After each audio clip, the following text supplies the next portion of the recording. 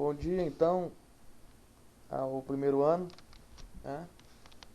O tema da PET, volume 6, semana um é Neoliberalismo, Globalização e Nacional Desenvolvimentismo.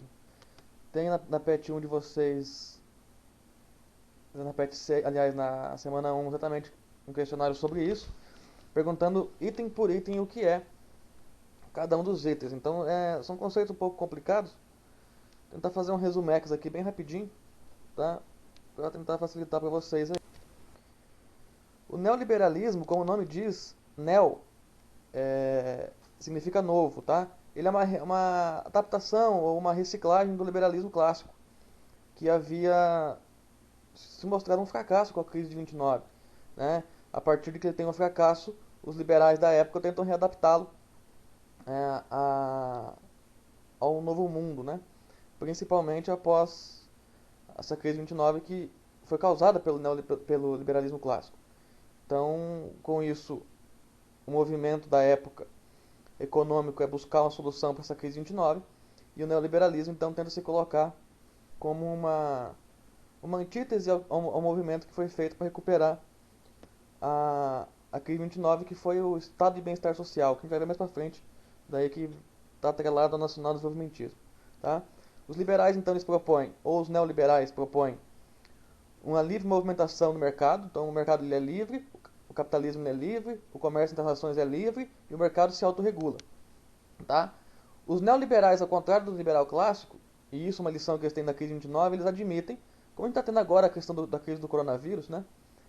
Grandes crises, como foi a crise de 29, como é a crise do coronavírus, eles admitem nesses momentos de crise, como foi também a crise do petróleo em 1970, na década de 70, né? Admite uma intervenção do Estado para socorrer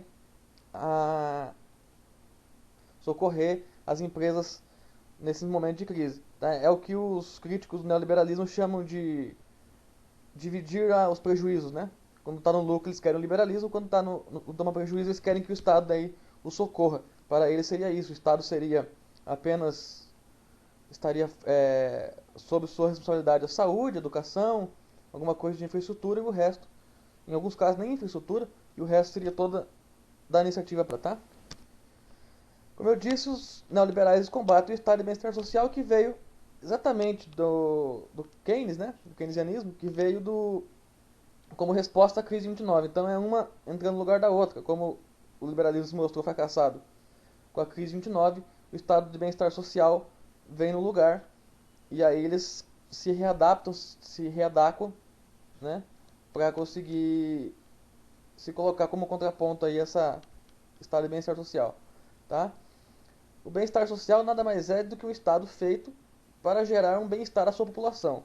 Então eles pregam a maior intervenção do Estado na economia, leis trabalhistas que vai aumentar o poder aquisitivo das pessoas, vai aumentar o, o consumo, tá? Isso no estado de bem-estar social. A crítica que o neoliberalismo faz a esse estado de bem-estar social, a esse estado forte, é que esse estado seria limitador nas liberdades econômicas, ou seja, o estado ele iria direcionar demais, interferir demais, e aí tiraria a liberdade econômica das pessoas, além de criar despesas para o Estado, segundo os liberais, né? Despesa para o Estado e também elevar os custos de produção, segundo eles, tá? Então eles defendem, por isso, a desregulamentação da, da força de trabalho, ou seja, quanto menos leis trabalhistas tiver, menos caro fica a mão de obra, mais barato é o produto final, tá? Outra premissa também é as privatizações, ou seja, enquanto o Estado de Bem-Estar Social ou o Nacional Desenvolvimentismo ou os Estados nacionalistas eles pregam que o Estado tenha na sua mão algumas empresas estratégicas, né, e que o Estado seja vanguardista em algumas situações onde a iniciativa privada não quer estar, os neoliberais eles pregam a privatização disso que foi feito pelo bem-estar social, né, pelo Estado de bem-estar social e pelos nacionalistas. Então a privatização é uma premissa deles. Principalmente porque eles dizem que e você vê vários neoliberais falando por aí, que o Estado não é um bom administrador. O bom administrador seria a iniciativa privada, né, dos empresários. Questão da globalização. Já está até meio repetitivo, já que já foi falado de globalização, mas é isso aí, é um aprofundamento da integração econômica, social, política, cultural, de informação, o mundo todo interligado, o que acontece nos Estados Unidos, como está acontecendo hoje a eleição dos Estados Unidos, lá entre o Trump e o Biden, ela interfere no mundo inteiro, o que acontece lá na França, dos ataques terroristas, interfere no mundo inteiro, então essa interligação do mundo, isso é globalização, em suma, né? Então, o nacional desenvolvimentismo, a gente está falando mais de Brasil, tá? O desenvolvimentismo tem sua base no keynesianismo, igual eu falei, e ele prega, sim, um liberalismo, não é 100% estatal, não é um socialismo, mas é direcionado pelo Estado. No Brasil você vê isso muito claramente, essa teoria, com o Vargas, tá? Principalmente porque a iniciativa privada nacional não queria, não tinha predisposição a investir numa industrialização no Brasil. Eles achavam que só o café estava bom, que não precisava industrializar. E o Vargas vai colocar então capital do Estado, onde esses empresários não queriam colocar, não queriam investir, e vai ser vanguardista, vai criar a Siderúrgica Nacional, vai criar a Vale, vai criar a Petrobras, que era, repetindo, onde a iniciativa privada não queria investir e que era importante para ser a base de um projeto de industrialização que viria ocorrendo no Brasil aí nesse período. Foi criado também os mecanismos, né, da CLT, a férias, a terceira, salário mínimo, tudo isso para criar poder aquisitivo, que a gente estava falando.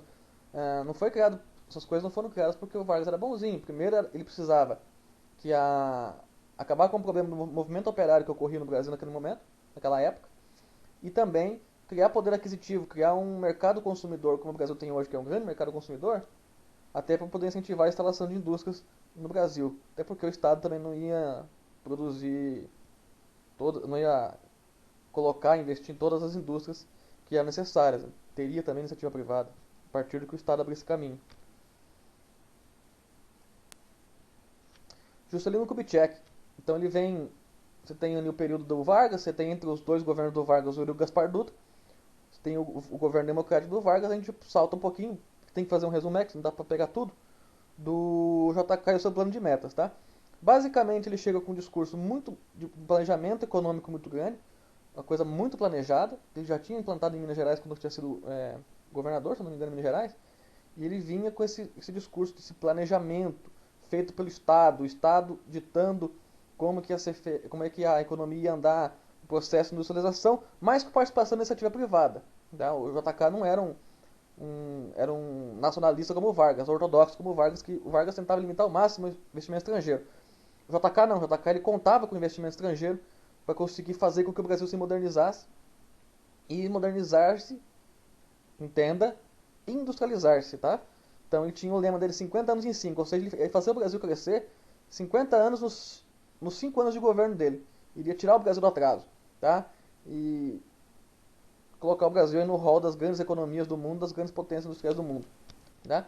E o Brasil recebe diversas indústrias estrangeiras de bens de consumo durável, ou seja, geladeira, TV e o automóvel, tá? O Brasil realmente, o grande ABC, o ABC paulista ali que tem as fábricas até hoje ali, Santo André, São Bernardo, São Caetano, que tem fábrica de montadoras de carro, tem as fábricas de eletrodomésticos, foram criadas nesse período do JK.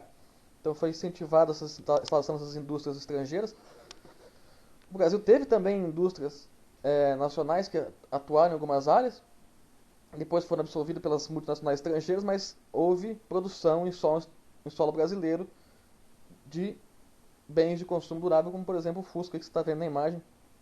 Incentivou amplamente a instalação do Fusca, a produção do Fusca, construiu diversas rodovias, tá, para poder incentivar aí esse avanço, né, industrial no Brasil. E teve no seu plano de metas, os seus 50 anos em 5, a construção de Brasília, que foi a menina dos olhos, né, foi o grande projeto do JK, o qual o deixou mais famoso, que foi um projeto faraônico realmente, a construção de Brasília, tá?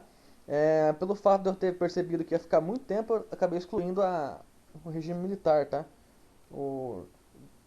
A questão nacional do desenvolvimento do regime militar não ia dar tempo, então eu não coloquei. Então termina aqui.